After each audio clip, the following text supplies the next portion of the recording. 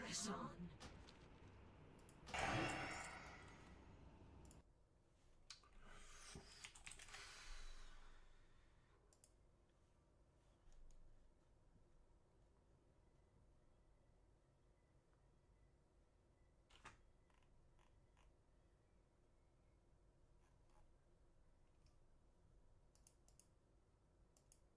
Frost Death Knight is one of the most fun and satisfying classes to play ever in World of Warcraft Classic history. It kind of feels like you are a fully world buffed Fury Warrior back in original vanilla Classic. Not only that, but it is incredibly satisfying to level with, so let's go into a guide on how to play Frost DK and everything you need to know. Now, some of the reasons to play Frost are that Frost has incredibly high single target sustain damage with awesome AoE bursts or just general bursts whenever you get any procs, which is really nice for leveling as well as dungeons, and then you're actually still pumping on those single target situations.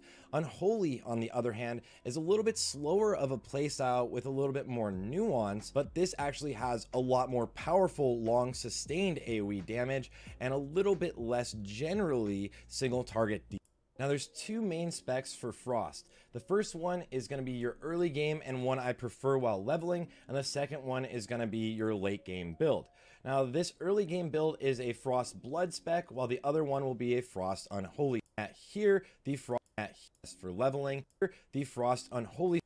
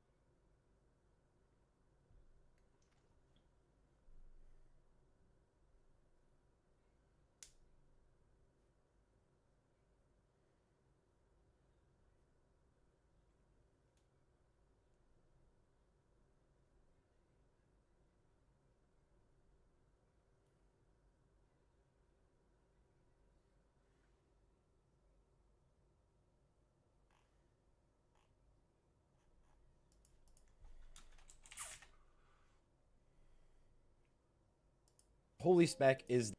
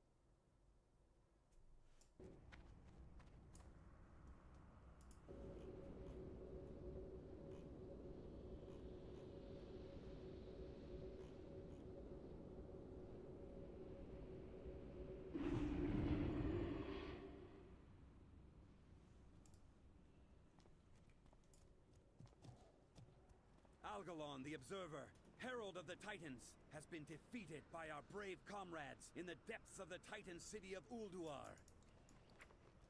Algalon was sent here to judge the fate of our world.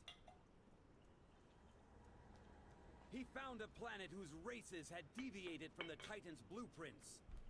A planet where not everything had gone according to plan. Cold logic deemed our world not worth saving. Cold logic, however, does not account for the power of free will.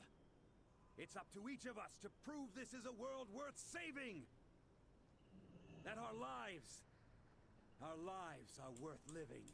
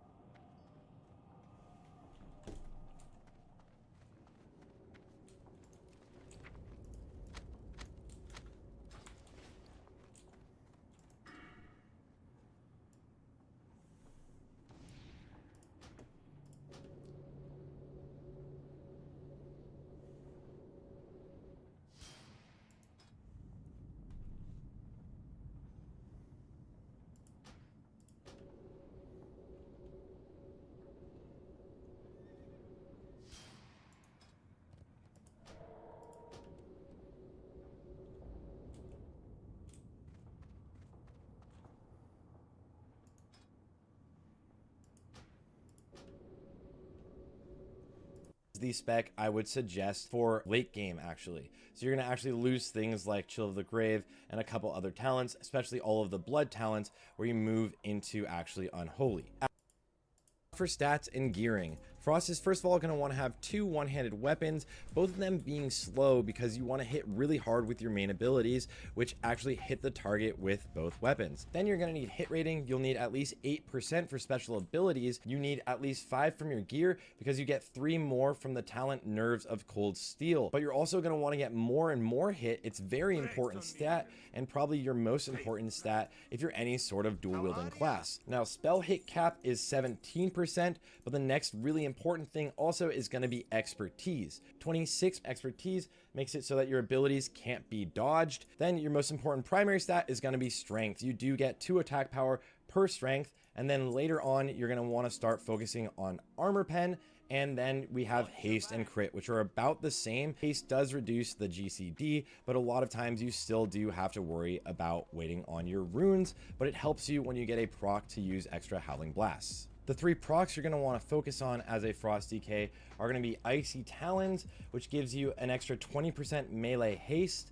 Also, improved Icy Talons will actually give your entire party extra haste. And then Killing Machine procs, which is actually from melee attacks that have a chance to proc it, allowing your next Icy Touch, Howling Blast, or Frost Strike to always be a crit. This is insanely important for AoE situations. You want to hit those Howling Blasts with Killing Machine procs and then Rhyme procs. Rhyme is not working correctly on the beta, so we're actually having a lot less DPS overall as a Frost DK, but what this will do on Obliterates is actually reset your cooldown for Howling Blast and make your next Howling Blast actually cost no runes. In an ideal opener, you're gonna do Icy Touch into Plague Strike, then you're gonna Blood Tap to get Unbreakable Armor up, and then you're going to hit your Obliterates. Until you are done with those, then you're going to use Frost Strike and then Empower Rune Weapon. And then if you are in an AoE situation, instead of using Unbreakable Armor after that Blood Tap, you'll actually use Pestilence after that Blood Tap, and then you'll go into your Howling Blasts and Obliterates. Do note that Blood Boil and Death and Decay are almost never worth using. Some of the general rules of Frost are that you're always prioring rune usage over runic power. You always want to get your runes on CD over runic power. You're always using Unbreakable Armor when it's consuming a death rune in combination with Blood Tap, and you're always synchronizing your blood runes. That means using Pestilence and Blood Strike together to get them back into being death runes whenever they are up. And this also means that that Pestilence will be refreshing your actual dots on the boss or target. Now, as for your AoE rotation, this is actually highly situational, and this is where I think all of the fun from this class really comes in, because you're always changing up what you're doing. But if you're at 3+ targets, the general rule is to prioritize Howling Blast, especially with Killing Machine over Obliterate. You also want to make sure you have your dots up always. Now, those Obliterates will also start proccing Rhyme and giving you more Howling Blasts, but realistically, Frost Death Knight has one of the weaker sustain AoEs, but a really powerful burst AoE, so it's really strong in dungeon situations and leveling situations. So sometimes you're going to actually have to sit there and wait on using Frost Strike so that it doesn't take over that Killing Machine proc, and just wait for Howling Blast to get off CD and use that, because you have a lot more value from that than using Killing Machine with Frost Strike instead of on Howling Blast in any sort of AoE situation. Now for your rune forges, you're going to use Rune of the Fallen Crusader on one of your weapons, and the other weapon is going to be Rune of Razor Ice. So those are the 2 runes you're going to be running. As for presences, this is actually really fun. Blood Presence is going to be our favorite single target DPS presence. This will actually increase your damage by the most, and it will also reduce your downtime of your runes or anything like that. Blood Presence is going to be our favorite single target DPS. As for presences, this of your weapons and the other. Now for your rune forges, you're going to use Rune of the Fallen Crusader on one of your weapons, and the other weapon is going to be Rune of Razor Ice. So those are the 2 runes you're going to be running. As for presences, this is actually really fun. Blood Presence is going to be our favorite single target DPS presence. This will actually increase your damage by the most, and it will also reduce your downtime of your runes or anything like that. Now, most of the time, leveling up and also in dungeons or speedruns or anything like that, you're actually gonna be running Unholy Presence. Not only does it increase your movement speed, but it actually reduces your GCD by 0.5. Speedruns or anything reduce your downtime of your runes or anything like that. Now, most of the time, leveling up and also in dungeons or speedruns or anything like that, you're actually gonna be running Unholy Presence. Not only does it increase your movement speed, but it actually reduces your GCD by 0.5 seconds. This means you can get up all of your dots on a lot of targets way faster. This also means you can use abilities a lot quicker, and it means that when things are dying fast, you are still actually outputting as much damage as possible. This also just purely feels a lot better on the class. You are getting a lot more abilities out way faster. But if you're doing single target situations like a single target rotation, a boss or something like that, you're gonna have quite a bit of downtime if you're using Unholy Presence. Blood Presence will make that a lot less, and it is a lot smoother on single target situations. Frost Presence is basically only used when you need to tank or survive something. Now for useful macros, you're pretty much just gonna set yourself up with a lot of mouse over macros. There's quite a few abilities that are extremely useful to have mouse over macros, but also you're gonna wanna make sure you have start attack macros on almost all of your abilities. This is very important because sometimes you'll be changing targets while you don't have runic power or runes and you want to instantly start meleeing. Also, you do want to macro in Rune Strike into a lot of your abilities while leveling. Rune Strike is the highest DPS output per runic power. It doesn't hurt to have it macroed into most of your abilities, and it's incredibly powerful. And from there, I think that's everything you need to know to get in and play Frost into most of your abilities.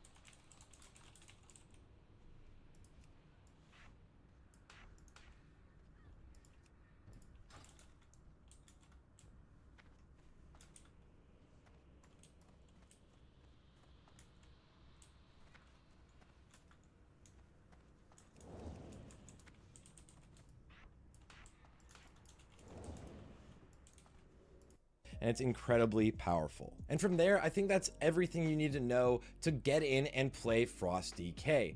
You can min-max knowing all of this information very well. Just get in there and practice it, because realistically, it's gonna feel very natural until you're in AoE situations at first, and then it's gonna feel really good later on as you practice a little bit more.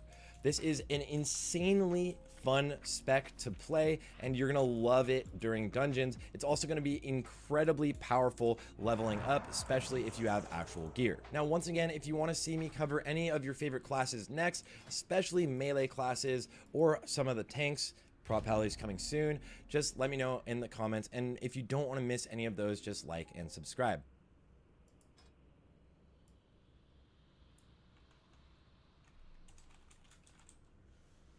This should be the highest single target DPS spec for all Death Knights at the end of the game. So talking about in ICC and of course with Ruby Sanctum after that as well. And what we're talking about today are blood DKs. I did not say that wrong. Yes, you might think I'm completely memeing, and yes, it is a meme spec as we believe it right now and as the way it works in the game currently. But that's particularly because it has the most bugged DPS cooldown in the entire game. That's not Sarth sensationalism, that is factual, and we're gonna break it all down for you today. But before I even get into that, you might be thinking, why would I ever play blood DPS? In your own raids, if your Unholy or your Frost DKs aren't giga pumping and at the top of the meters every single time, if they're not playing optimally, then they might actually do more DPS right now playing blood. And I mean that. It's a much simpler rotation, and for some, it's a lot more fun, where you're seeing some huge crit numbers and you could even take it into PvP and absolutely demolish people. So what is it about the class that's completely broken? And I'm gonna pause one more time. This is not a meme. I know a lot of people are gonna try to rip on this video, but genuinely, if the things I talk about today get fixed, you're probably gonna end up playing blood DK on single target boss fights in ICC. The main issue with the spec is that the 51 point talent Dancing Rune Weapon is completely bugged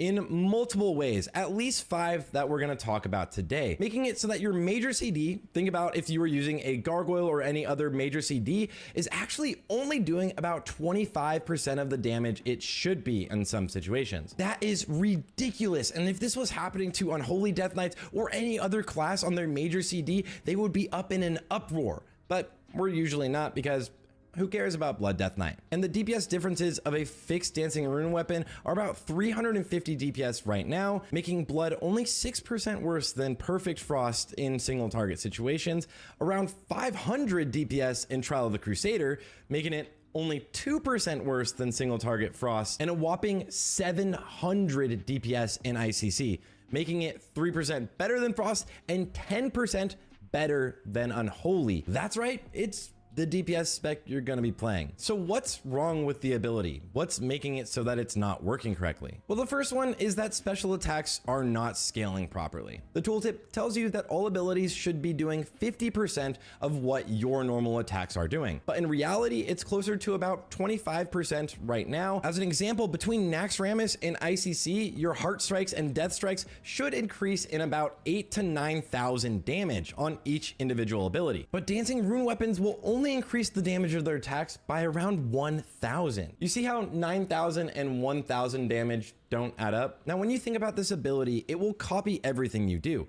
That means it will snapshot diseases on targets whenever it's up. And so you want to refresh those double diseases right as the weapon is about to despawn. But the second bug is that diseases are actually starting to resist as soon as the weapon itself despawns, making it so that those double diseases are only doing about 1/4 of the damage they should do. Now, you're not seeing a resist notification in game, but look at the difference in the damage here. And if you go into the logs themselves, you will actually see that the diseases are getting partially resisted, quite significantly, obviously. So this is a huge damage loss if you want to refresh your diseases as the weapon is about to fade. Now, the weapon copies everything you do. So if you cast Death Coil, the weapon should cast a Death Coil that's half as strong as the one you just cast. But there's a third bug where Dancing Rune Weapon is only actually doing about 300 to 600 damage per Death Coil. And this damage is not scaling at all. This doesn't matter if you're in full Bisque gear or if you're completely naked. Instead of each hit being for thousands of damage, it's barely doing anything at all. Now, the fourth bug is that right after you use the ability, the first hit is only doing a fraction of the damage it should. The damage of Dancing Rune Weapon's auto attacks are based off a snapshot of your stats. However, if you use it while engaged with the target, the first auto attack seems to be completely unaffected by this. And this is again losing out on thousands of damage. Remember, these bugs are happening in PvE and PvP, which means that this is a huge difference. Your first hit should hit for the normal amount of damage when it's summoned. And the fifth and final bug that we at least know about with this one ability is that Dancing Rune Weapon has a proclivity to always target healers. no matter what the situation is. Now, I'm not only talking about PvP, but in PvE situations. No matter what target you summon Dancing Rune Weapon on, if any enemies do any healing, the weapon will actually go and attack that new target. Now, this doesn't affect raiding too often, but there's fights like Freya where the boss is healing herself, and if you summon Dancing Rune Weapon while you're bloodlusting and trying to burn down the conservator, it doesn't actually matter. The weapon is gonna run away and go attack Freya every single time. But in PvP situations, this means that Blood DK comps can only try to kill healers. If you were to attempt to burst down some DPS, then your main burst cooldown would be completely useless, meaning that you have no other choice than to try to kill healers. Just imagine if your gargoyle would randomly stop casting on your target and run off and attack something else just because they did a little bit of healing. So after you've heard all of this, do you still believe Blood DPS to be a meme spec? Well, it might be. Again, it is lower DPS right now, but it will be stronger in ICC.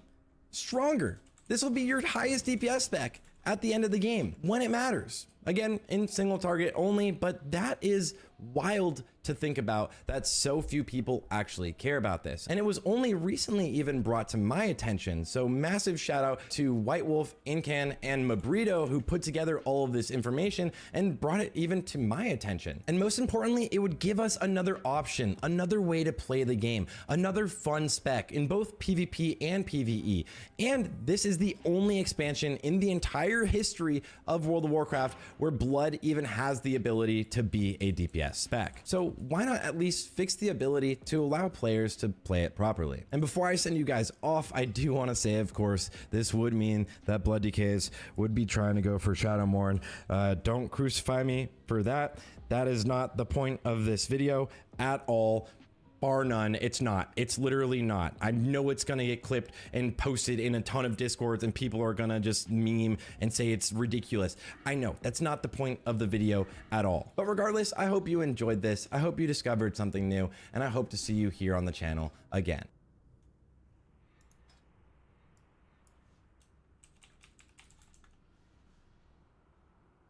Death Knights are known as the strongest tank for single target in all of World of Warcraft Wrath of the Lich King. This is because they have insane single target threat, quite a bit of mitigation, and also a ton of self-heal. And that's why we're going to see a huge influx of them as we move into Ulduar, Trial of the Crusader, and ICC. Now, I did have some help in this guide because I'm not a Death Knight main tank, and I'm not one of the best in the world. So I had two of the best in the world help me out with this guide. Progress, which is generally known as the best guild in the world, their main tank Windforce helped me quite a bit with this guide, quite significantly, and also Zyrene. So you guys can know that not only did I do a lot of research for this guide, but I actually talked to some of the literally best tanks in the entire world, as well as some of the best theory crafters to give you guys all of the best information today. This tank guide has a lot to get through, guys, so I'm going to try to get through it all really quickly. Starting off with a rapid fire of a few tips that I want to give you all for becoming a very talented Death Knight tank. First thing you should know is that Icy Touch, otherwise known as Icy Taunt, is a 14 times threat modifier, and it's basically a taunt. One Icy Touch can be upwards of 30,000 threat. So DK tanks have by far the best single target threat in the game just because they can spam Icy Touch and no one can come even close to catching you on threat. Next one is that you can actually keep up the Bladed Barrier buff, which actually only procs if you have your Blood Runes off CD, giving you 5% reduced damage. Well, if you want to extend the duration of this buff, you can actually use Horn of Winter. It's probably a bug, but Horn of Winter for some reason refreshes this buff on yourself when you're not actually refreshing it by utilizing your Blood Runes. There's a lot of confusion about how Death Strike works. Death Strike does not heal you more for how much actual damage you do to the target. It actually heals you for 5% per disease on the target. And that's going to segue into should we be dual wielding or actually using a two-handed weapon. Now for DK tanks, it was traditional to see everybody use a two-handed weapon, but we're seeing a lot of the top tanks now actually move over to dual wield tanking. This is because your weapons are mostly stat sticks and you'll actually get usually more stats from having two weapons. This also gives you the opportunity to have two rune forges, and it also gives you the opportunity to basically just hit faster. But on that note, there is a bug within Naxxramas. For some reason, all of the bosses are parry hasting. This means whenever you're in front of a boss and you're attacking it, and any of your attacks actually parry, the boss's next melee attack will be faster. This shouldn't be an issue for you because you should be able to, most of the time, have Rune Strike queued, and Rune Strike being queued means your offhand will permanently hit the boss. You won't have any issues there. Also, if you're at expertise cap, this pretty much is never an issue for you, so don't worry about that. As for gems, you're almost always going to want to gem pure stamina. This is pretty much going to be the most useful gem for you. Then as professions, as anyone in this game, you pretty much always want to go engineering. It's just phenomenal, especially just having rocket boots on at all times will be so significant as a tank to make sure you're always ahead of the group. And the second strongest profession is going to be jewel crafting. But you can come decently close if you have leatherworking, mining, blacksmithing, or enchanting. You don't have to worry too much. They all come relatively close. And a huge defensive CD that most people don't know is that Army of the Dead actually acts as a mini shield wall. That's right. While you cast Army of the Dead, you take a significant amount less damage. So make sure you're actually utilizing this in scary sections of certain fights. As for stats you need as a DK tank, first of all, you don't have a shield, so there's no importance whatsoever to shield block because you literally can't block. The first thing you want to do is make sure you are uncrittable. That means you need 5.6% reduced chance for bosses to crit you, and that generally translates to 540 defense skill. But you can use defense and resilience to actually get here. DKs are pretty good at getting here because we do have Sigil of the Unfaltering Knight, which makes your Icy Touch actually give you 53 defense, and you're using Icy Touch all the time, so you're pretty much always stacked out on this extra 53 defense. Now you can see as I actually open up my character panel, I have this little weak aura right here, and I will share it in the description that tells me exactly my mitigation. I do not have defense cap until I'm using Icy Touch in the gear I'm currently using. But if I actually change to Resilience, something like Anvil of the Titans, which is a very useful trinket by the way, 84 Resilience and a huge proc, then you'll actually see I no longer need to get all the way up there to 540 on defense skill. I actually only need to get to 517 to be uncrittable, and that means even without using Icy Touch, I'm already uncrittable. So make sure you're utilizing Resilience. It's a really easy way to massively boost your actual mitigation. As for other stats, I would just make sure you're prioritizing really stamina. Mitigation is always phenomenal. Hit and expertise are important to you, but everything just kind of will come as you get better gear. I wouldn't really worry too much about it. Although you can hit parry cap, but we're not really worried about it just yet. Now it's time to show the specializations. I'm going to start with all of the blood specializations, but we're going to go through all of them. And this is going to be pretty quick, guys, so if you want these specs, just take a screenshot as I go through them. Now this is a single target blood two-handed spec. This is kind of your traditional specialization, where you go down into the blood tree all the way down to Will of the Necropolis. Will of the Necropolis is this huge talent that means you'll pretty much never get one shot. This is the real big talent for something like tanking Hatefuls on Patchwork. Also do know, of course, you have Unholy Frenzy. This will be used to buff your friends. Vampiric Blood is one of those CDs like I was mentioning, as well as improved Rune Tap absolutely makes Rune Tap a lot more worth it. And then know that Scent of Blood is almost always taken at just one talent. You only need 1 point in this to get a massive amount of runic power. You're almost always going to be capped on runic power through this build. You have Death Rune Mastery, so you're going to have mostly Death Runes at all times. Every spec will have Bladed Barrier, giving you that mitigation, Toughness, giving you more mitigation, and pretty much every spec will always have Anticipation. But you will then go into the Frost Tree. That's pretty standard if you are in the Blood Tree to move into the Frost Tree, other than grabbing the Anticipation for extra dodge. Switching it up for the same single target kind of situation, but now you are a dual wield spec, you get rid of things like two-handed specialization. You don't need two-handed specialization at all, even if you are normal two-handed blood, but it does help you in your single target DPS a bit, but it doesn't really help you too much in your threat and overall, so it's a kind of mediocre talent to be honest. But this is going to be your specialization for two-handed single target blood. As for a blood AoE build, so you're going to be blood in tanking throughout most of the raids, you're going to be looking at something like this, where you actually go deeper into the Unholy Tree to grab Morbidity, which makes you actually have less of a cooldown on Death and Decay. I would almost always suggest this unless you are purely single target tanking bosses. Having Morbidity is phenomenal. It is so strong being able to switch between different things like Blood Boil and Death and Decay on every other pack for some snap threat. Now looking at probably the most well-rounded Blood DPS spec, this in the background is a spec from our boy Zyrene that I would highly suggest running actually. It goes deeper into the Unholy Tree, getting morbidity, which is absolutely necessary if you're doing any sort of full raids. The last Blood tank spec is the double buff spec, which means you're getting Unholy Frenzy and you're grabbing Icy Talons. You would only run the double tank spec if you don't have a Frost DK in your raid really, because you're just double dipping into the Icy Talons and they don't really stack.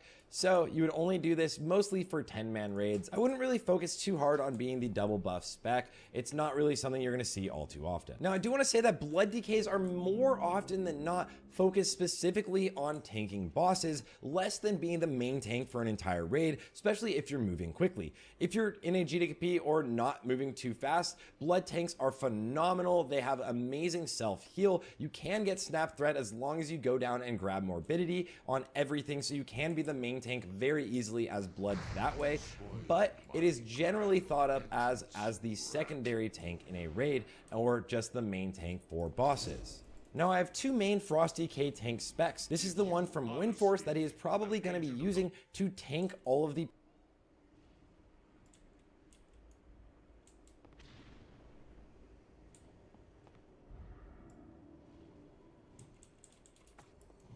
I've come to finish my task. This farce ends here.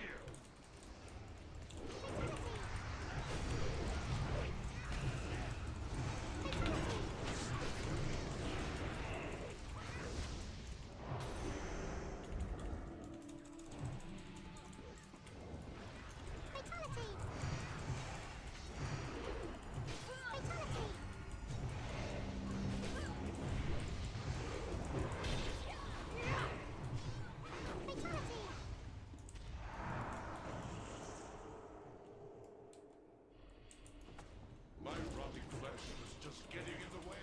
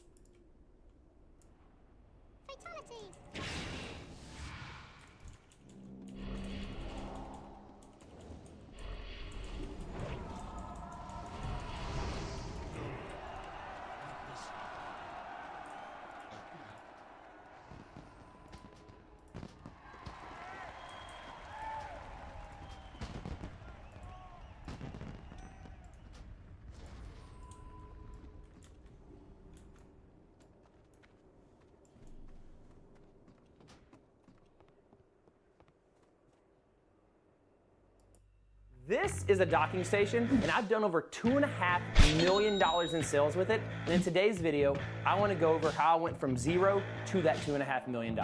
So I make a lot of videos on my channel about projects that sell and how to make money woodworking, etc. I thought it would be very necessary to tell this product story of how I went from that zero to $2.5 million mark and all the trials and tribulations that came along the way that really catapulted me from being that hobbyist woodworker to that more professional style woodworker, and all the luck that I had along the way to get to that point, because trust me, it wasn't all skill, it wasn't all knowledge, and so I just felt almost obligated to tell you this story because there's so much value packed into it, whether you're a small hobbyist woodworker, a weekend warrior, or you own a full-time business. So stay tuned, and once again, I hope you grab a lot of value from this video. This means a lot to me and kind of my whole company, so thanks for watching. Let's get right into it.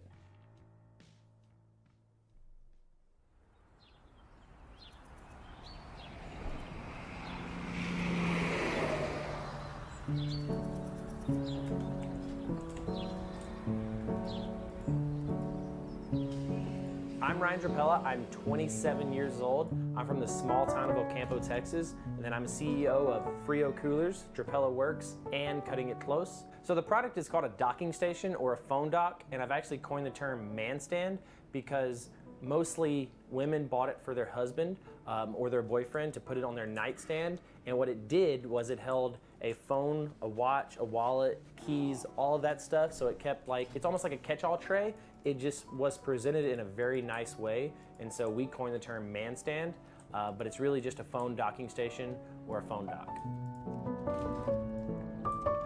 So whenever I got the inspiration for the man stand, I just turned 20 years old. I was a sophomore in college. It was 3:30 in the morning and I was bawling my eyes out in my parents' office at the computer. I was doing woodworking for about 4 years at that point, trying to do it full time, doing it full time, and I had to pay for college. My truck just got in a wreck, and so I had very little money in the bank account, less than 200 bucks, and I didn't know what to do. And what I was currently doing was barely making ends meet, and I was working 60 hours a week while trying to go to college, and it was extremely rough. So what inspired the design of this docking station? Well, about a month earlier, I was watching a video over this one Etsy shop that did over $250,000 in sales with only one product, and I was like, that is awesome. And then I kind of forgot about it. And then when I was just bawling my eyes out, I had that flash come to me, and it's like, Ryan, why don't you just do that?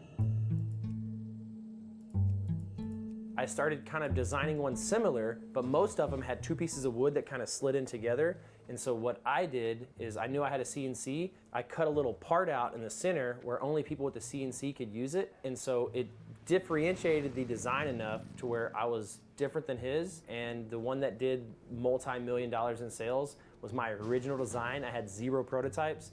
That was the one I went with, and that's the one that sold like crazy. Did people think it was a good idea? Oh no, absolutely not. My parents didn't think it was a good idea. All of my brothers, they still cannot believe it did what it did.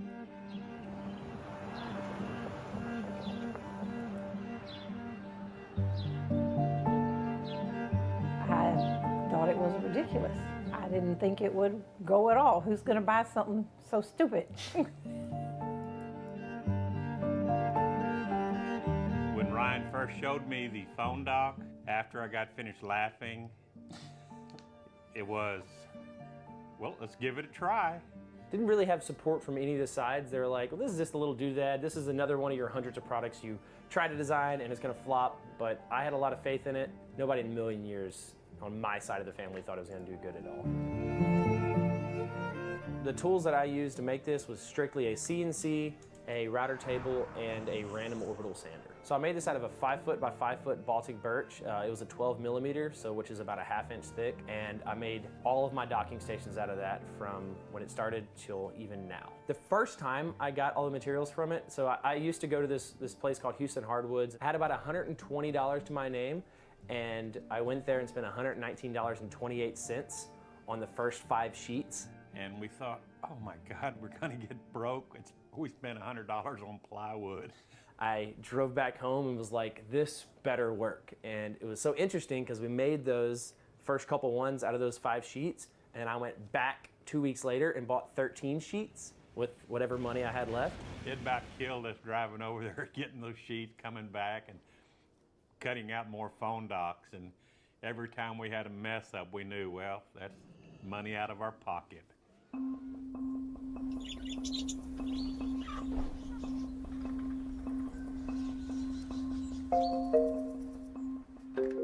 This is the CNC room.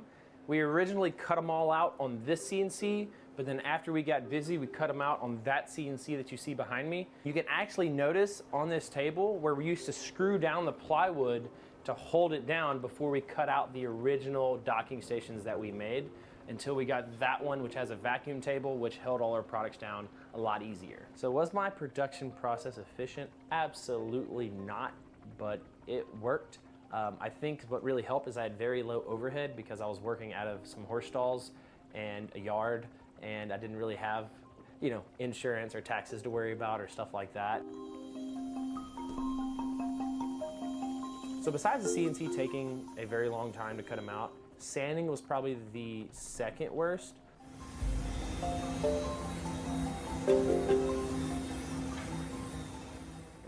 just put sandpaper around our fingers and go like this a whole bunch, and then try to get the corners with our thumb and sand down all our fingerprints. And then we ended up getting a mouse sander and then an oscillating sander to actually get those. But the first 500 of them, we literally just sanded with a piece of 180 grit sandpaper like this. And so it took about 10 to 15 minutes per one. We eventually got that number down to about 5 minutes per docking station, but the original it was brutal. So in general, how we finished them is we just put stain on them that we found at Lowe's and Home Depot. It wasn't fancy stain, it was just Minwax, penetrating stain. And we used natural, golden pecan, dark walnut, red oak, and provincial. And that was the 5 stains we used to stain them all. Some of the early challenges that we faced when they first started selling, and in that first 8 weeks that we unleashed them, they sold about $50,000 in sales. And some of the struggles were like just legitly that CNC cutting out enough, and we'd have to run it 24 hours a day in order to cut out enough, and we thought we couldn't really up the speed any. When we first did it, we were just going by, it sounds good. We were cutting it out. It sounds good. We found out we weren't running it fast enough, and it was dulling our bits pretty quick. Just getting enough product to sand and ship out was kind of the issue, so we were selling more than what our capacity was, so we were running 24-hour shifts in those early days. So whenever we first started with them, I already had one employee, and he's still with us today. Hi, I'm Anthony Rocha. I'm 27 years old, been in El Campo all my life, and I am the CNC operator. We're working with Ryan for about 6 or 7 years already, probably going on 7. He was originally with me just to help sand cutting boards and stuff like that. While I was in college, he'd be back here sanding cutting boards. I'd come home on the weekends, I'd glue up cutting boards, and he'd sand them. Soon enough, we were getting so busy during the week that my dad would actually come home after work and program them on the CNC and then cut them out. Ryan was going to college. I had a full-time job, and he was making more money than I was going to college, making these phone docks. And I'm thinking, what's wrong with this picture? When he was gone, we were getting 5 or 6 a week, which was, pretty good. And then we started getting more, and I would program and go cut them out, sand them, stain them. And then my mom would ship them out the next day. I did all the shipping from right here, the staining, the sanding. We just took up the slack. 2, 3 a.m., still out there, sanding and staining. They were extremely helpful in those early stages, as was Anthony, while I was trying to go to college and put myself through school. They were helping me during the week. I'd come out on the weekends, I'd try to pound out as much as I could, and then they would get any trickle-through orders that happened during the week. It was a certain size where we can just fit it in a flat rate envelope, super cheap to ship those, and so we really got away with not having to buy boxes or anything like that. And then we started shipping a lot of them, so then we had to call like corporate and they'd ship us a whole pallet of it. And then we switched over to FedEx eventually, and then we had to call FedEx and they'd ship us a whole 18-wheeler load of these envelopes, and they obviously stacked really well, and so we just take the thing, slide an envelope, stick a label on it, ship it. I started engraving them after that first full year. That really differentiated myself and taught me a ton of lessons once I did that. And why I thought of the engraving is I read a book called How to Win Friends and Influence People by Dale Carnegie, and it taught me, the number one thing to a person is their name. So I was like, well, I'm just gonna sell somebody their name. Once I started selling that, my profits margins went up and my sales doubled overnight once I started adding personalization. I put them on Etsy because I didn't know how to build a website. I didn't think they were a store type product, and so I just kind of put them on Etsy and took some good pictures and just kind of threw them out there. Other than that, I didn't really do anything. I ran a couple ads on Etsy, but nothing else, no website, no Google ads, no stores, nothing like that. Once again, I think it's one of those luck things that I just happened to stumble upon Etsy, happened to put it on there, and it happened to be a good fit.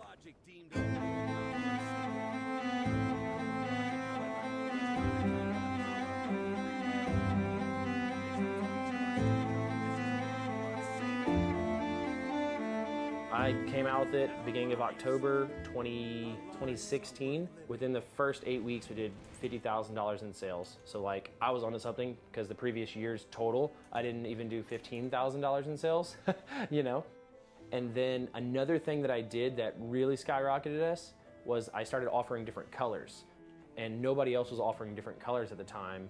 That kind of propelled my product above everybody else. When I knew I was onto something was starting up in May 2017, it started taking off for Father's Day. 2 weeks or 3 weeks before Father's Day, we were getting 200-300 orders a day. So the rush, it's very hard to put into words. You would have to see it. Unbelievable. 4:30, 5 o'clock in the morning, I'd be up at the computer printing label upon label upon label. We were making it and shipping it and customizing it and trying to fulfill all the orders and doing all the customer service, which nobody ever thinks about. When the rush hit, I would say I had probably worked around 12-hour days, most days. And then they started getting more and more and more. And, you know, I'd go to work, I'd come home, I'd program 25, 30 of them a day. And The rush is nuts. I mean, shipping-wise, imagine finding 500 different people's names in a thing and reading off of a little piece of paper, following a line like, this is Susan and she gets this color and it's shipping to Bob. And spread them out over my whole living room. The whole floor was covered. And then we tried lining them up and we'd start calling them out and putting on the labels. And then we had stacks higher than the sofa. Provincial, Dad Stuff Font 2, WBL.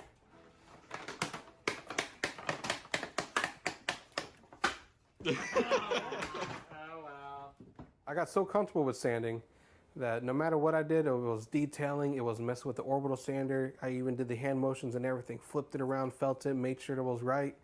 Regardless of what I did, I still kept working despite me sleeping.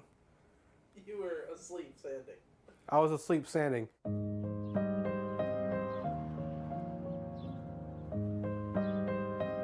We went from our first year, we did about $50,000 in sales. The next year we did 150. The next year we did 450. The next year we did 650. And the next year we did 1.6 million with just the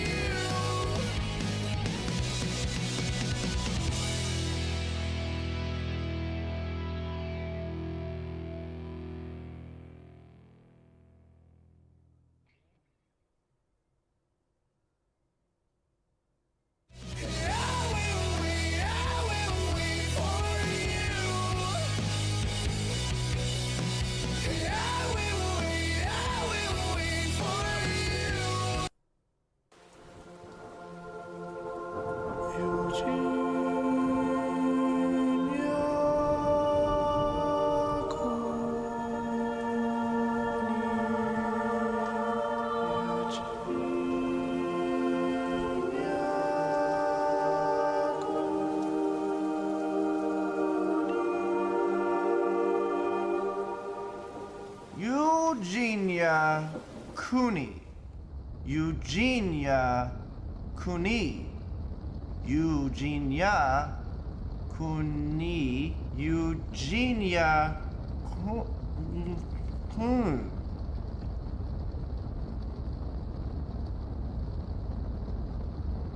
Eugenia Cooney. Eugenia Cooney is definitely one of the creators on YouTube. Now, what exactly is there to be said about Miss Cooney? Apparently, a lot. Now, Miss Cooney and I go all the way back to 2015, a much different time than 2022, where we would regularly post twerk competitions because that was considered good content back then. Also in 2016, we almost ran together in a campaign for president of the United States. What exactly do you think you can bring to this campaign and to our presidency?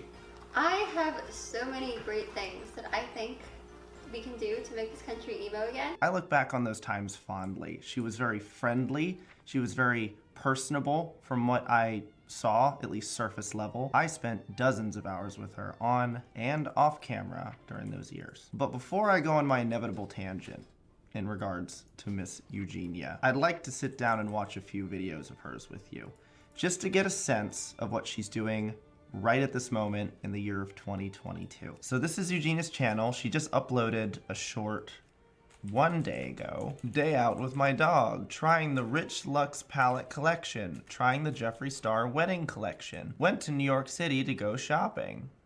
Okay. Summer outfits 2022. Powerpuff Girls. It has nearly 3 times as many views as the other videos uploaded this month. Look at the thumbnail. Uh-oh. Today, I'm gonna be doing an outfit haul that I'm really excited to do today, you guys. She looks exactly how she did before the Shane Dawson documentary, which is disappointing. And I was just looking around and found out there's like so many cute items. I ordered a bunch of them. Okay, I guess I'll just go ahead and get right into like showing you guys these outfits. I mean, she seems happy. And her makeup looks nice. The other day too, you guys, and so much speculation. You're a corny live streamer. You're a corny live streamer, bro. Hey, good luck with your fight, Logan. Shut the f up. This man went on a rampage. My gag reflex is pretty strong. Logan is being slaughtered from all angles right now. Logan Paul will be fighting Dylan Dennis next month, and although the battle will be decided in the ring, it seems that Dylan Dennis has already won the war. Don't believe me? Well, Dylan Dennis has flipped the internet into his favor through constantly tormenting Logan Paul about his new fiancée, Nina, posting pictures about her celebrity past and lots more. In the last month, Dylan has achieved over 2 billion, with a B, impressions on Twitter. He has gained almost 500,000 new followers in 30 days, promoting this fight to brand new heights. People are even saying it should be the main event over KSI versus Tommy Fury. Tons of people are following, liking Dylan Dance's tweets, saying it's a masterclass in psychological warfare. This is what we're going to look at today, the psychological destruction of Logan Paul. So for people unfamiliar, not keeping up with everything, I think let's get a grasp on what Dylan's been actually doing. Well, I tell you, it took me a fucking while because there's so many tweets. Strap in because you've never witnessed anything like this.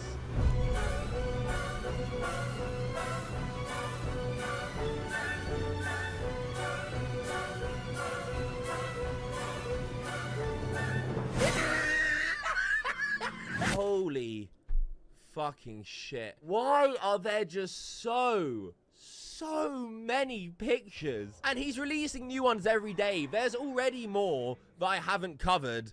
I tried to cover as many as I could. I really did. As well as these pictures, Dylan has also found videos of Nina saying pretty provocative things that fit into his narrative nicely. Here she is, randomly flashing on camera. Just for the very first time. I love. How about a warm summer's day, sucking down on an ice pop? Or recollecting the time she sucked a guy off in a stadium full of people. I sucked a in a football stadium full of people once. She also spoke about her gag reflexes in some detail. My gag reflex is pretty strong. Okay. Yeah. Okay. I have to say, it'll take Okay. a lot. Okay. Wait, you went further. Okay.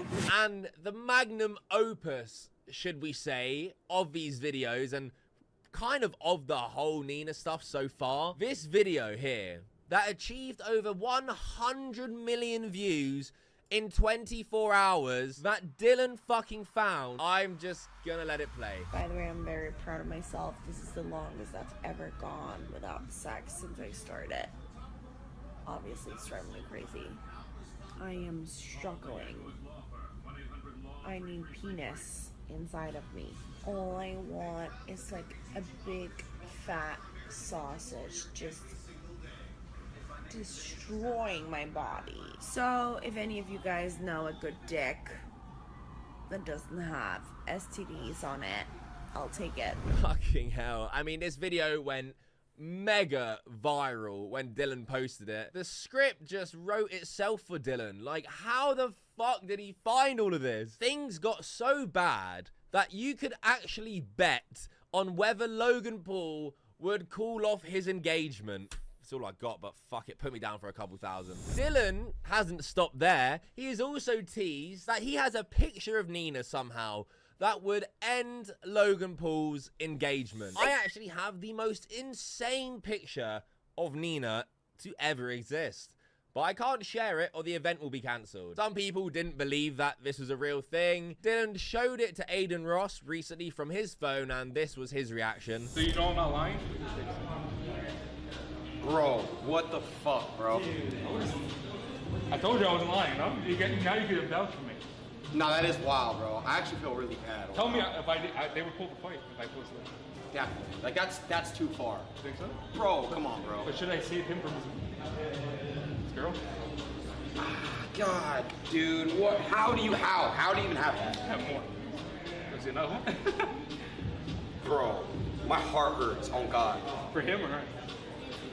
Like, in general, bro. So it must be bad. Obviously, everyone wants to know, what is this insane picture that comes with teasing anything? I can't lie, I doubt Dylan releases it though. So what has Logan Paul's reaction or response been to Dylan's barrage of posts? Well, firstly, it was reported that Logan was mass blocking anyone who tagged him in Dylan's tweets. It then came out on George Janko's podcast that Logan's friends were telling anyone who commented under Dylan's posts to remove them. I might have commented a couple laughing faces on one of the pictures that Dylan posted, and someone very close to Logan reached out and said, hey, you should probably take the shit down. Oh, can I know? I'll be about the name. But he said then Logan himself reacted by saying apparently it's made him and his girlfriend stronger than ever. She's a fucking angel, bro. And so I don't feel like going online. She's like the nicest person. I think for him, he was hoping he would try break you guys, but if anything, it's probably made you guys stronger. So much stronger. So it's like Dog, it's an L for him. I love this girl Yeah. so fucking much. Yeah. Nothing will get between us. Not some fucking fake lying internet troll whose life has devolved to pretending to be a fighter, stalking women, harassing them, and plastering them on his social media. He's a fucking loser, bro. If one thing will make you stronger than ever, it's a guy posting about your exes and Leonardo DiCaprio and all that shit. I don't understand these LA YouTubers. I just wouldn't want that. In another interview, Logan says it doesn't faze him at all. If Dylan thinks a single photo he's posted has rattled me at all, he's a dumbass. I've been through the fucking social ringer. I've seen it all. I've heard all the insults. I know exactly who I am.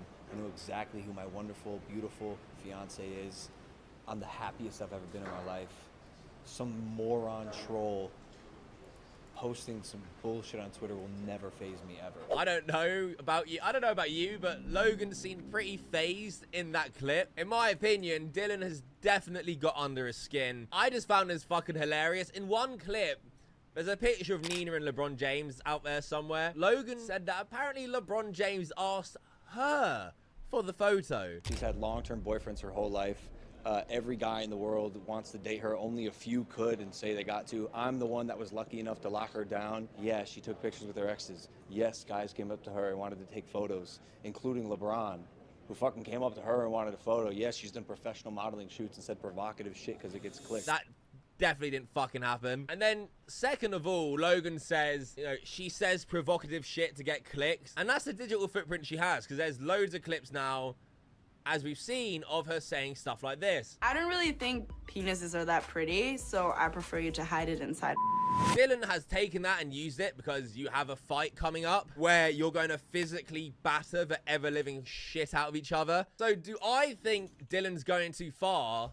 No. Now look, if Nina was some nobody, had no digital footprint, and was dragged into the limelight by force like this, then maybe I'd feel a bit different. It's all public record, it's on the internet for all to see, so in my opinion, it's fair game. August 22nd, things heat up even more as Dylan Dennis and Logan Paul meet for the first time at the first press conference. You like my hat? It's a good hat. It's a good hat, right? It's a nice hat. I'm gonna wear that when I knock him unconscious, so.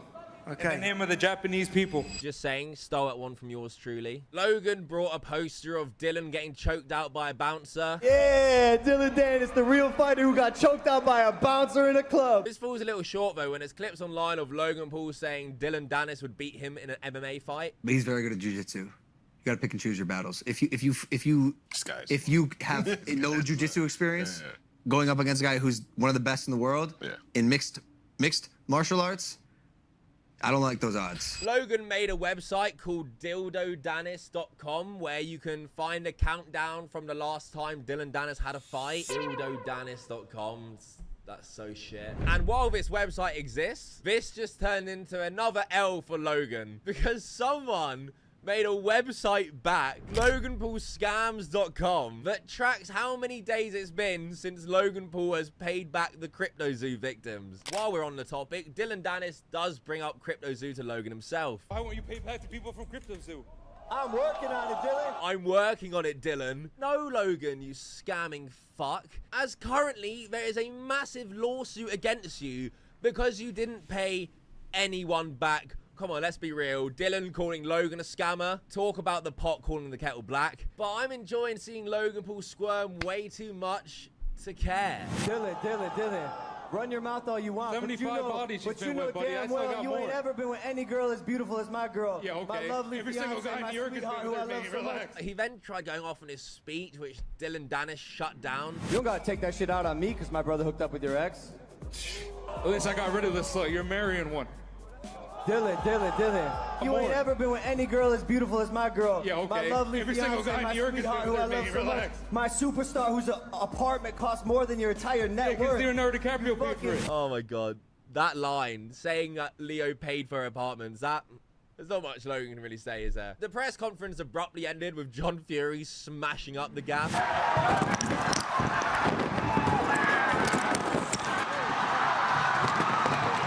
But that wasn't the end of Logan's troubles. not by a long shot. Apparently having beef with Dylan wasn't enough because after the press conference, Logan started to go at Gideon. But why were you defending with KSI? Bro, it's my business partner. Okay, obviously, okay. Hey, I see where your loyalty lies. You mad two-faced. No, I'm not two-faced. I see you switching sides. I'm real when it needs to be real, and you don't deserve to be real too. Yeah, right, bro. You don't deserve to be real fakest too. person ever, bro. Hey, you got another fight. You got a whole nother fight to worry about. Yeah, and you on your I was keeping it joke. You're a fucking You're the one that told me. You're a corny live streamer. You're a corny live streamer, bro. You corny as fuck. Get the fuck out of here. Hey, good luck with your fight, Logan. Shut the fuck up. Logan explains further after the incident. He's talking about Jake. This man went on a fucking rampage disparaging Jake, and I stood up for him, and that's what he got mad about. When I texted him, I was like, bro, you went too far with Jake.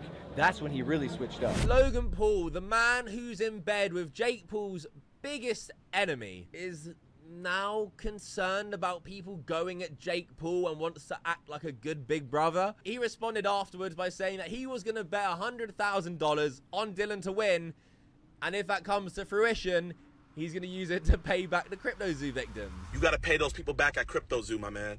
So this is what it is. Dylan Dennis, I got 100K on you, my boy. I'm betting 100K on you.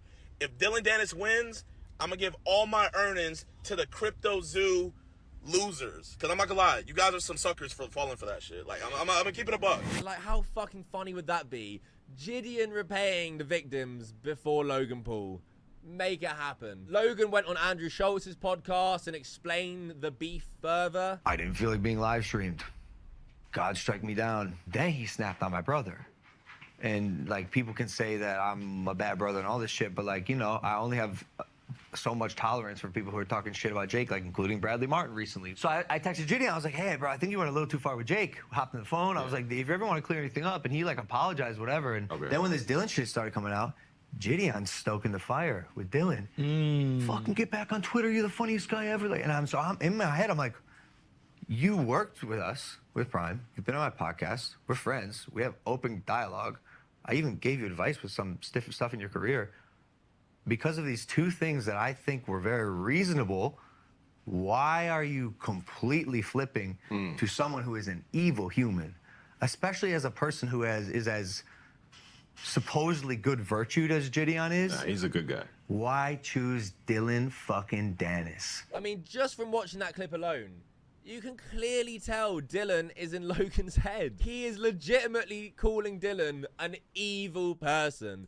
The guy who scammed his fans millions of dollars and hasn't repaid them, and it's taken the fans suing his ass to even get a penny back, is telling someone they're evil because they're tweeting out some pictures and videos that are public about his girlfriend that she has put out onto the internet herself. He's an evil person to you. Dylan Dennis, though nobody in this world is losing sleep over Dylan Dennis except for you. He fucked up your world. Do you know how much you gotta fuck somebody up from just saying stuff on Twitter that they're calling you a evil person? Going at a dude's wife, like, I'm not gonna lie, that's some pretty low stuff. But it's not fucking evil. Devious, menacing, yeah. You filmed a dead body. Like, that's evil. You went to a place to find a dead body. You were literally, the place is called Suicide Forest. You went there with a camera and was just like, oh yeah, wow, this is nice. Look at a nice tree. Ooh, look at that deer over there. What the fuck? A dead body? What? Oh. I've had my fair share of beef with Gideon too, but the guy's not lying. And that's why it's so baffling, really, because Logan Paul suddenly wants to protect Jake when the person who slates Jake the most, KSI, is like your best buddy now because he's making you millions. Logan Paul just chooses when he wants to be a good older brother. That isn't just what I think.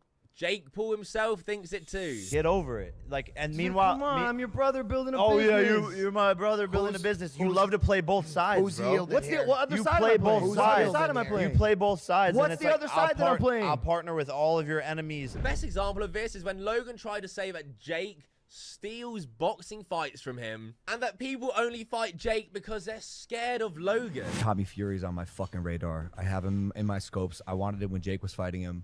No, I'm gonna finish him off first. I gotta handle that business first. We'll see, bro, because you definitely sniped the Nate Diaz fight from me, and I've been so lenient in giving you your opponents. But it's not your option to give me my opponents. You haven't fought anyone. You don't fight. You don't fight real fights. It's just not your option to give me my opponents. You're not even a fighter. Like, you do exhibitions and lost like 4 years ago. So it's not your option to like give me my fights. That me and Nate Diaz have been talking about that for years, and then you popped up and were like, no, now it's my turn, I want that fight, and then start talking shit and then try to like get the fight in Saudi Arabia, like on the microphone, and like trying to like jump in on all of these things. I think I'm better than you, and I think Nate chose you for a reason, and I think everyone knows that. But what have you done to prove that you're better than me? I don't know. Went toe to toe 8 rounds with the greatest boxer of all time. What do you think happens if you fight Floyd Mayweather? I would knock him out, bro. 100%. Don't be ridiculous. How deluded is this prick? You didn't go toe to toe with the greatest boxer to ever live. Floyd let you in the ring and decided for it to go the distance because he wanted to put on a show. He also weighed a shit ton less than you. And this narrative that Jake only gets fights because they're scared of Logan. This guy is such a narcissist. Logan just can't handle his brother being successful. Jake echoes this sentiment on his podcast. Clearly he has envy and jealousy towards me, and that's what I told him off camera. And he's like, no, no, no. But it like, everyone sees it. It's like clear as day. And it's like, why? We're on the same team. I'm not in competition with him. I want him to be a billionaire. I want him to accomplish all of his goals. It's him undermining me and being condescending towards me and trying to little bro me and discrediting everything that I do. We did this together. We started our YouTube channel together, and basically like off camera, he was basically like, no, like I never respected you when we were kids. And yeah, that's fucking terrible. Like I thought you were a failure. And as much as I hate Jake, he's a scamming little prick, just like his brother. In this one regard, he has a huge point about Logan. It's clear to see. Logan really is the human punching bag of the internet right now, and he fucking deserves this shit. He's beefing Gideon, Dylan, Jake, and basically the whole world. But the one person he'll never dream of beefing again is KSI. The leader of the We Hate Jake Paul fan club. He will never beef him again because he makes him so much money. Logan cares more about money than he does his family. And it's very clear to see. Like the video if Logan's a prick. Subscribe if you want more content like this. That is it for this video. Until next time, fuck off.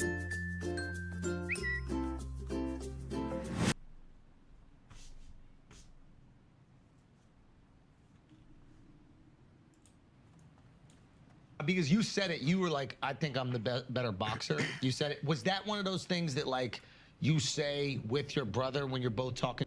So you're both trying to take jabs, or you genuinely, after watching him, Yo, like, why are you smiling, bro? Cause I see what you're doing. What am I doing?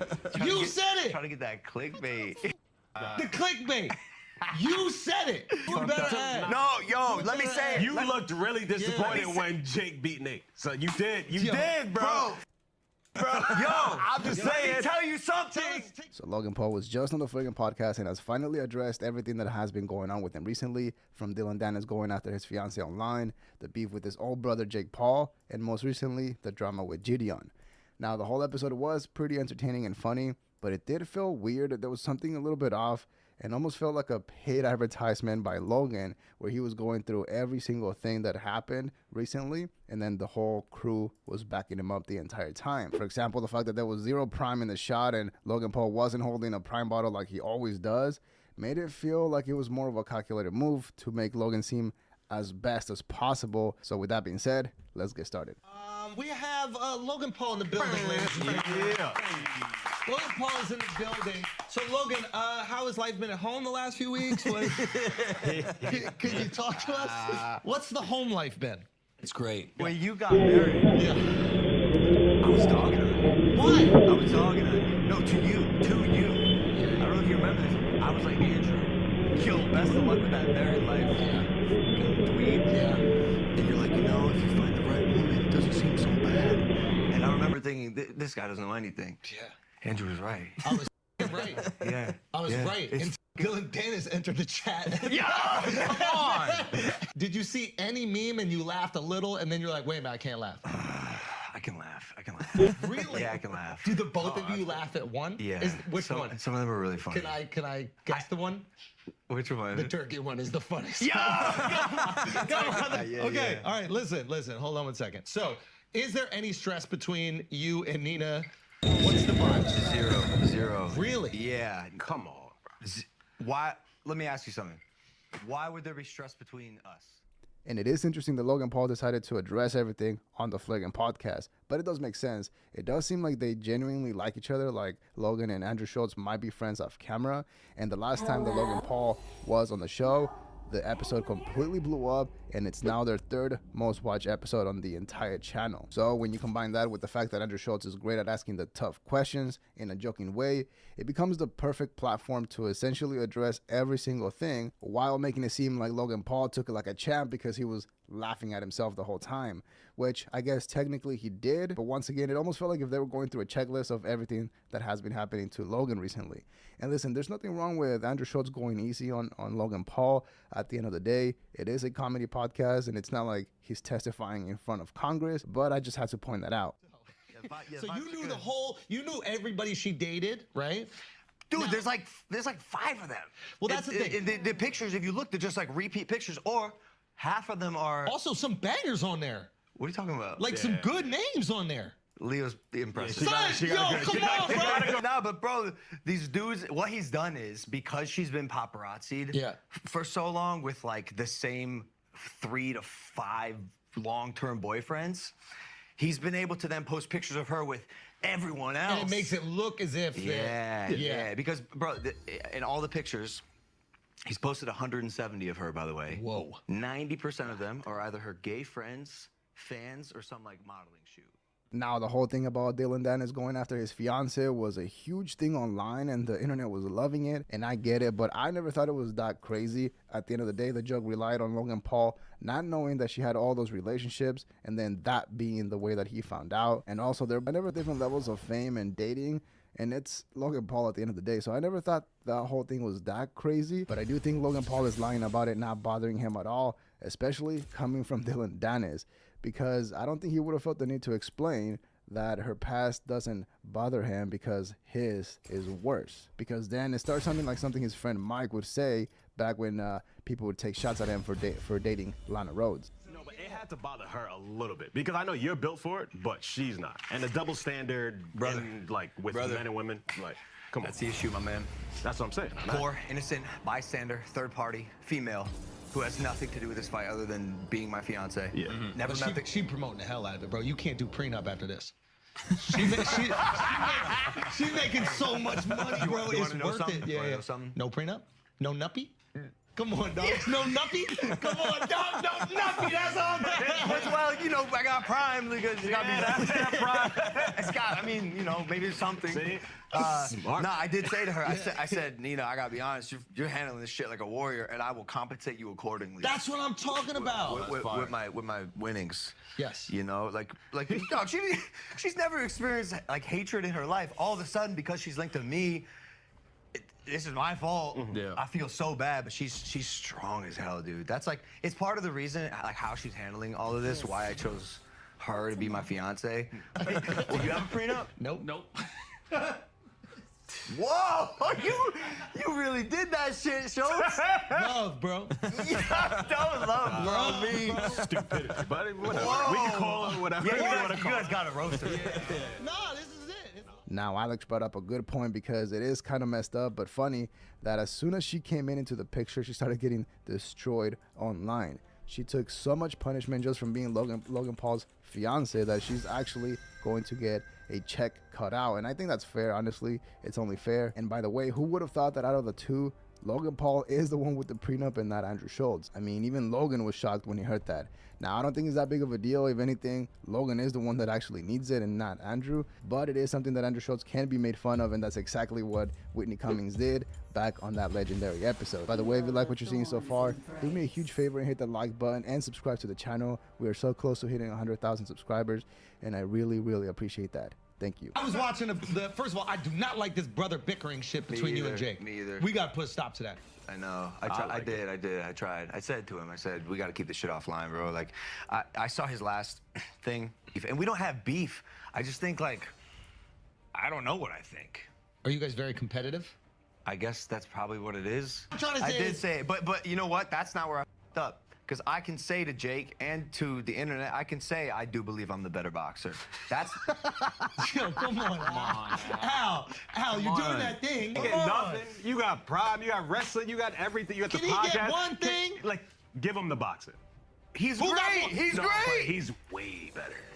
Whoa. Whoa, Milton. Like- Milton, hold your breath. That's Another the, Puerto that's Rican the is only fucking- thing. Let's put a pin in this. I love Jake.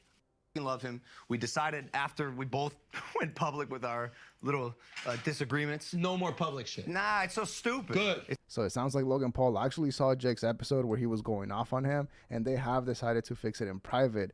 I guess that squashes any possibility that they were hyping up or working a super fight between them, and it's most likely all real. Now, whether that happens or if Logan Paul is being real, who knows, because he essentially blamed it on it being an oversight because he runs like 7 or 8 other businesses and he thought it wasn't going to be that big of a deal. I would have respected it more if he just came out and said that he likes to entertain and that he thought that was entertaining. For example, they keep joking about it, but it does sound like Logan Paul only wants to come back to boxing so that he can prove that he's somehow better than Jake Paul.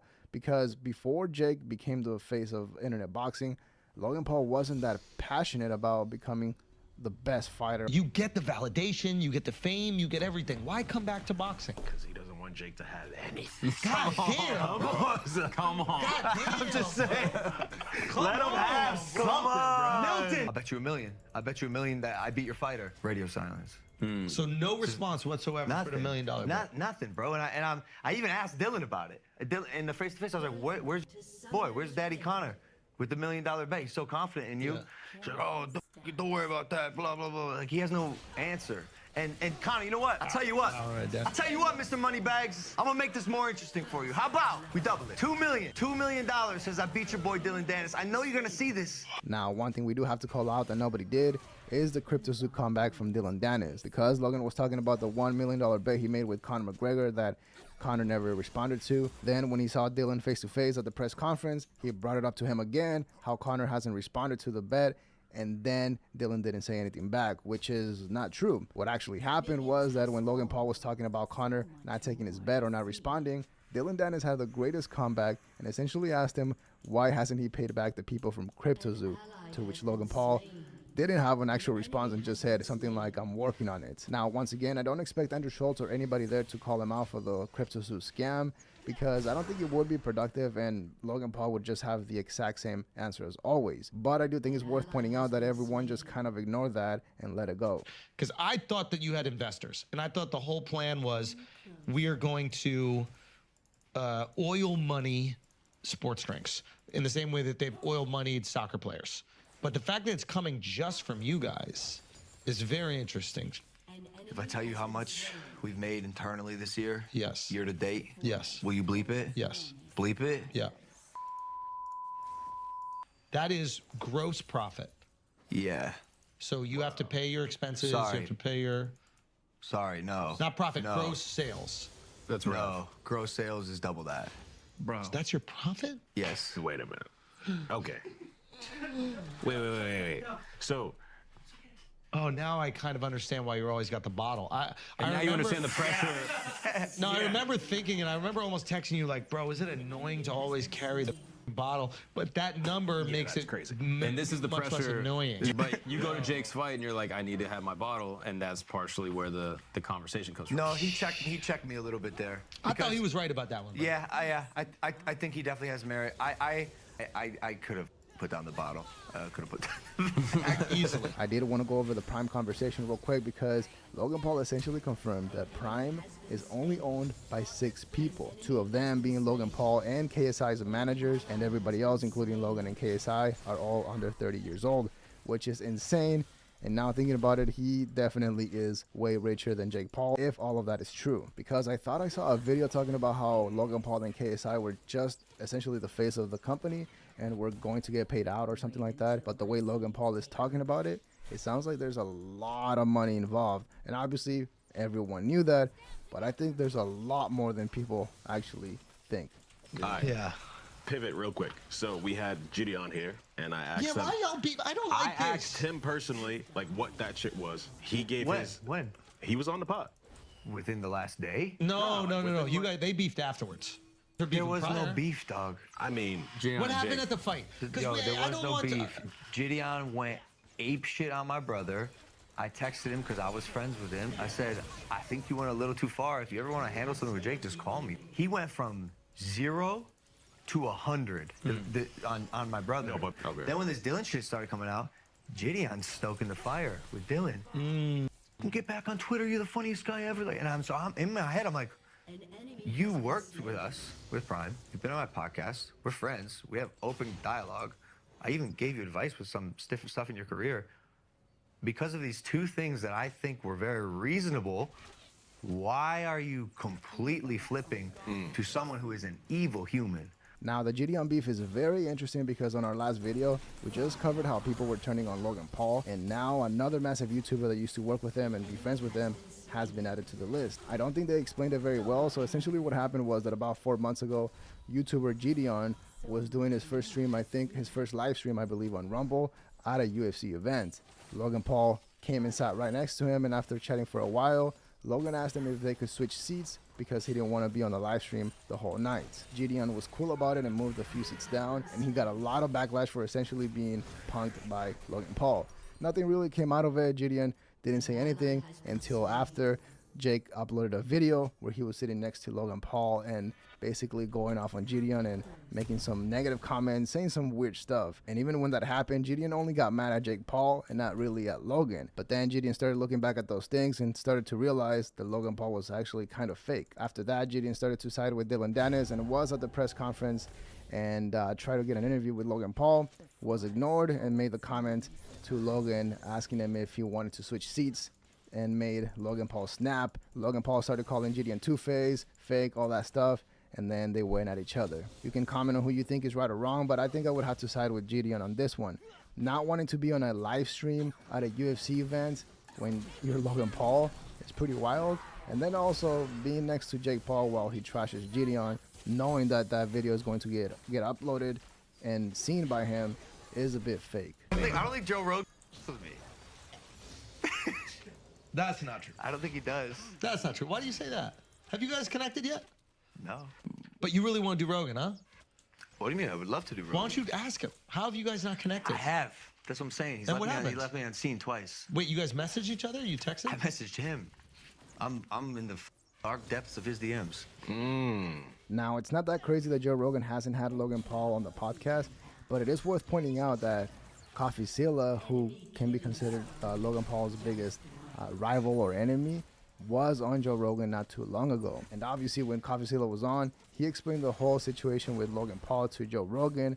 So because of that, I don't think Rogan would have Logan on unless they could bring up the whole CryptoSue scandal. So because of that, I don't think it happens anytime soon. It does sound like he is taking some accountability for the beef with his brother Jake Paul, for the things that he did, like wanting to take the Prime bottle into the ring. Again, I think addressing everything on the Flagrant podcast was a smart move, and it was pretty believable. I think it went pretty well. But let me know what you think in the comments below. Leave a like and subscribe to support the channel. Follow me on Instagram if you would like to connect. Dislike if you didn't like the video. But that is all we have for today. See ya.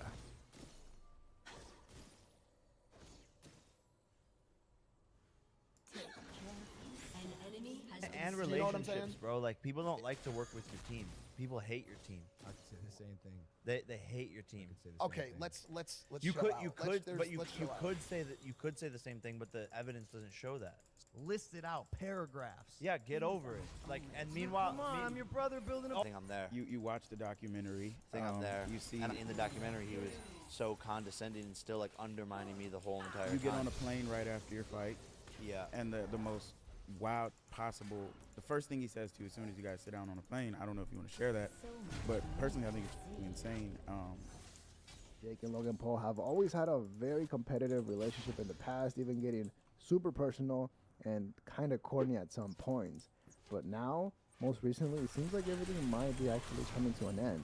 Because now that Jake Paul is the actual face of internet boxing, is the second highest paid YouTuber, and has an actual Netflix documentary out, he's not holding back on actually telling everybody how he feels about his own brother, Logan Paul. And the whole thing is getting very interesting because just recently Jake Paul was on the Impulsive podcast and had a very heated argument with Logan Paul, which Logan decided to actually upload to YouTube.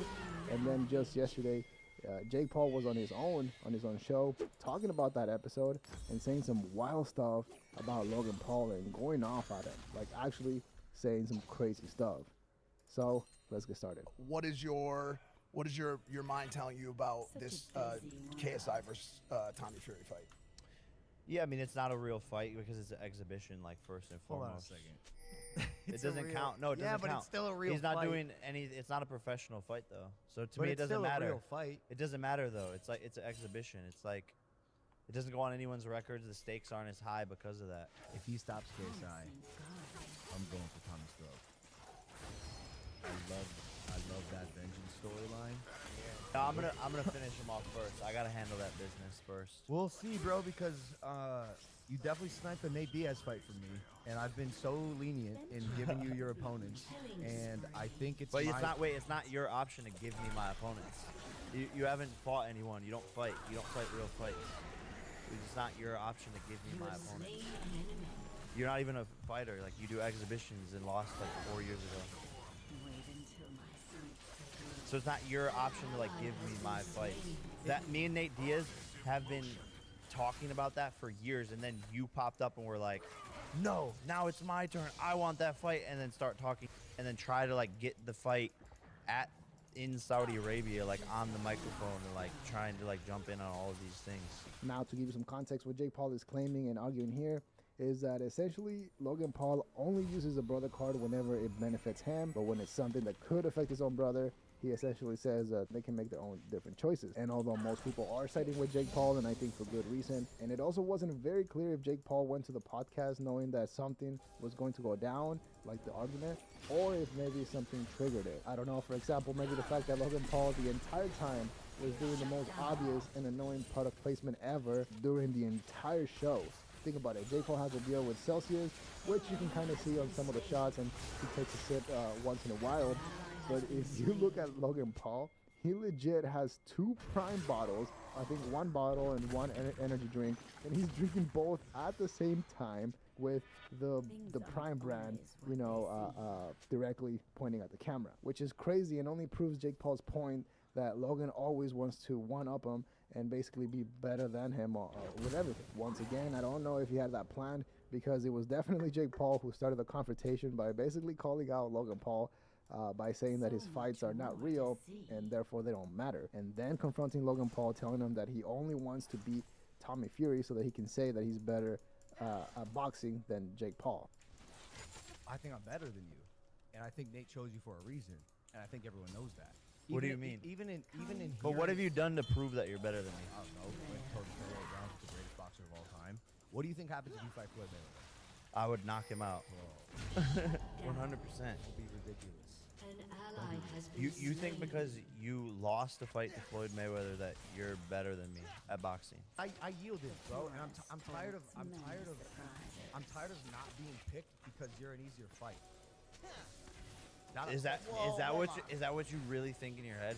I'm Jay. I think you had your chance with Tommy. You did. You had it, right? I have not. I've not gotten to eat at all. They are avoiding me. They are avoiding me or picking someone else, and that's obnoxious. And everyone secretly knows why. No one wants to say it. I think you just want to beat Tommy to be able to say that you're better than me at boxing. But I think that's more so what it sounded like it is. But it's crazy for you to think that people are avoiding you. But Nate chose you over me. No. Why would Nate do that? But Ariel Helwani asked him to his face. And he said because his brother hasn't fought anyone in a real fight, he hasn't knocked out any MMA fighters, he wanted the most real, professional, legitimate fight. That's what he said. A lot of revenue. I don't buy it. What do you mean you don't buy it? I just don't think that. It's more legitimate. We have a better production. We are doing it on a consistent basis. I'm active. You're inactive. You don't have the momentum in the fight world. You're not as respected as a fighter. You haven't won knockout of the year. You haven't won breakout athlete of the year. You haven't done any of these things. That's what I'm saying. Don't you think that he would go? No, they want the biggest fight. They want the biggest It fight. would still be the biggest fight. And you No, know that, no, bro. no. That's why none of Come these. on. That's why I you're have not. like one of the top 10 grossing biggest fights ever. What are you talking about? And Do you know what I'm relationships, saying? bro. Like people don't like to work with your team. People hate your team. I could say the same thing. They hate your team. Okay, let's You chill could out. you Let's- could there's- but you let's you chill out. could say that you could say the same thing, but the evidence doesn't show that. So it's like Let's chill out. You have a fight coming up. Let's talk about it again after that fight.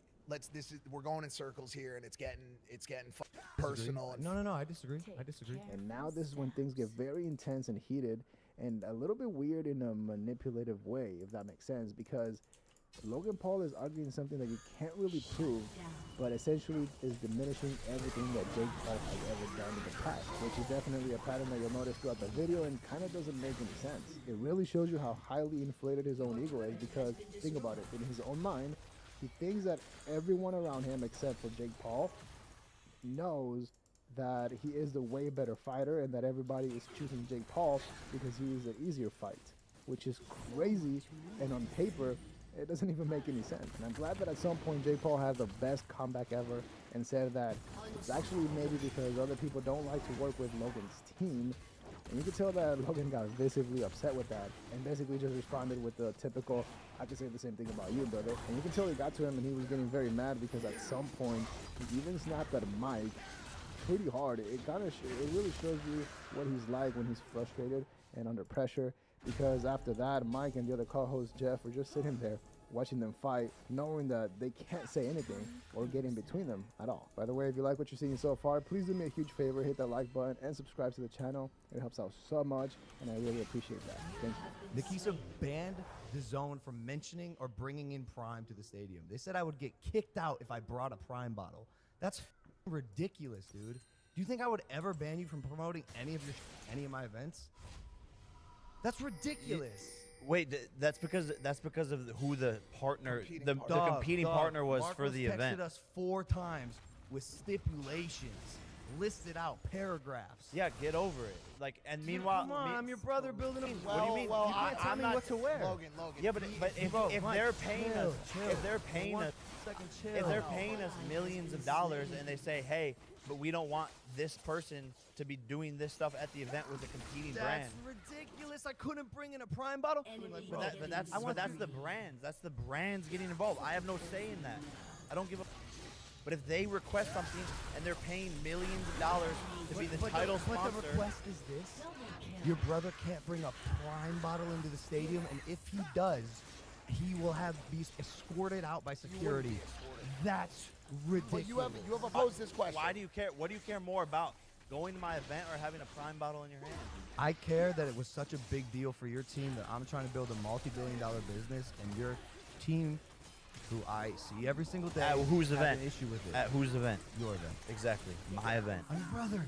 Yeah, exactly. So respect what's going on at my event. Now, the real and big disagreement here is not who is the better boxer, but instead the fact that Logan Paul was mad that he couldn't promote Prime at Jake's event at his boxing match with Nate Diaz. Now, purely from a business perspective, it's a slam dunk for Jake Paul. I mean, it's a business that he's putting on. He's putting on a massive event. Obviously, there's going to be rules and stipulations that everyone, including Logan Paul, and I'm sure even Jake Paul, have to follow in order for everything to go smooth and be successful. Now, whether Jake Paul is a good brother for not letting that happen, that's a different question that we can't really answer because we don't know what their relationship is like truly behind the scenes. Clearly, it's not the closest brother-family relationship. And once again, purely from a business perspective, Logan Paul was a bit scummy for trying to make Jake's huge night, the biggest night of his life, make it about himself. Think about it. Logan Paul or Prime, they've spent so much money, insane amounts of money to promote Prime, whether it is a UFC or huge soccer clubs in Europe. They're spending money. So is it really that crazy or that bad if you can't promote Prime for free on a boxing match? I don't think so. So once again, Logan Paul was clearly in the wrong, and he even accepts it later on and realizes that he's essentially just complaining that he wasn't allowed to promote it. But there wasn't really any rules broken or anything unethical being done. Now, something that I did want to point out is that Logan Paul definitely knows how to talk. It's kind of scary almost. It's like if you had an AI that knows exactly what you want to hear and then spits it out. We should give some context. Jake, you were on Impulsive 2 days ago, and you and your brother got into a passionate discussion back and forth about some issues that I think you've both been keeping in for a while. Yeah, it's tough. It's just like all a tough situation because our life is in the public spotlight, and I like don't even want to perpetuate it more and like continue to create turmoil or any like weird energies. I look bad because of how he is acting, so it looks like I'm arguing with him, but really I'm more so just setting his ego in line. And this is just me being honest, because I feel like I've just held it in for so many years. Like I'm kind of just speaking my mind more so now, and I like the truth sets you free. But I'm kind of more so I'm not arguing with him. Like I don't want him to look bad, but he almost like can't help himself to look bad. No point. I mean, and this is what's stupid about it is like I don't know why he put that out. Like I was telling him and his team like, why are you putting this out? No one wins here. And then his team is like clapping like, no, this is great content. Now it's like starting to unravel and like reveal itself, and like clearly he has envy and jealousy towards me, and that's what I told him off camera. And he's like, no, but it like everyone sees it. It's like clear as day. And it's like, why? We're on the same team. I'm not in competition with him. I want him to be a billionaire. I want him to accomplish all of his goals. It's him undermining me and being condescending towards me and trying to little bro me and discrediting everything that I do. And so that was from an episode of Jake Paul's podcast, and they start off right away within the first 3 minutes, and they start talking about the Logan Paul episode and the entire drama. And it's so wild because essentially Jake Paul pulled an Andrew Schultz move. He was the one to tell Logan Paul that they should probably not release that episode, but Logan Paul and his team reviewed it and thought that it was good for him and it was good content, and they did, which is crazy because once again, according to Jake, they had a private conversation after the podcast which didn't go so well, and that's why Jake did that episode. And even after all of that, Logan still thought that it would be a good idea to release it. And also, whenever Jake Paul is talking about a documentary, he's referring to the Netflix documentary that just released a few days ago, if not a few weeks ago, that is doing very well on Netflix. It's doing pretty well. Obviously, I had to watch it to know what was going on, and it was a pretty good documentary. And if you watch it, you will notice that Logan Paul was very ruthless to Jake Paul on his own documentary. He was saying some backhanded compliments and some weird comments. It just sounded weird coming out of Logan Paul's mouth, and it was savage of Netflix for actually editing that in. But where's your breaking point? Like I think I'm there. You watch the documentary. I think I'm there. You see, and in the documentary, he was so condescending and still like undermining me the whole entire time. You get on a plane right after your fight. Yeah. And the most wild possible. The first thing he says to you as soon as you guys sit down on a plane. I don't know if you want to share that, but personally, I think it's insane. And it's just where's your breaking point? Like I think I'm at it. I think it was that. Did you see that picture of when you won your fight against Nate Diaz and everybody's cheering and Logan's sitting there? He looks like a super villain. That's what bothers me so much today is the fact that we started all this together as like a team, and we like now don't do really anything together, like actually in terms of like business or building something together. I think that'd be like the coolest thing in the world is to like have some sort of company or something with him, and I've tried so many times. You start something good and then he like creates war within it. This is really wild because I would have never thought that in 2023 Jake Paul would have been the more mature, more successful, and richer one out of the two Paul brothers. And what makes it even more interesting is the money and competition part of it, because they have tried so many businesses in the past, and now the biggest ones that they actually own are in direct competition with each other. More than just internet drama, and I think it could get very, very personal. For example, not only has Logan Paul turned a lot of people against him with his recent scandals, but now he's driving away his closest friends and even now his own brother potentially. But now on top of that, what Dylan Dennis has been doing is pretty tough. If you're not aware, Dylan Dennis and Logan Paul are scheduled to fight And Dylan essentially has been out trolling him, and some people might argue that he's even crossing the line. Now seeing how he's taking his personal stuff, like his mind is not there. What have you heard from them on their end? Yeah, it's bad. It's like trouble in paradise. What are they saying? I can't. The zone is definitely trouble in paradise. You know? Well, yeah. I mean, how many photos? Basically, Dylan posted a video on his IG showing a lot of pictures of Logan Paul's fiance with a lot of very famous people, from Leo to LeBron and many others. Now, I do think that's a little bit too far, but at the same time, they are promoting a fight, so who knows. Also, I don't know if those pictures are real or if they're photoshopped to troll Logan Paul, but according to Dylan, Logan is not taking it very well. Whatever he wants to do. Like, I believe there's beef between us still to settle. I want both fighters. Win, lose, or draw, either one of them. I want to fight KSI. I want to fight Tommy Fury. Well, what's interesting is, like, coming back full circle, lots of psychoanalytical similarities between him and Logan. Lots of them. When you read into it, lots of sociopathic tendencies. What's the next course of action for you and Logan? Do you sit down and have a dinner and figure this out? Do you? Well, he needs to go do ayahuasca 3 times. That's not I'm being serious. That's the only answer. It is y'all about to go out like the island boys. No. Damn. Yeah. Why do you say that? Because he needs an ego death badly.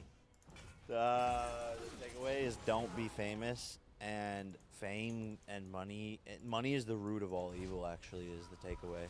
Now, hearing Jake Paul talk about how money is the root of all evil is pretty wild, because he's obviously referencing Logan Paul and all the money that Jake Paul has been making from the past couple of fights, which is insane.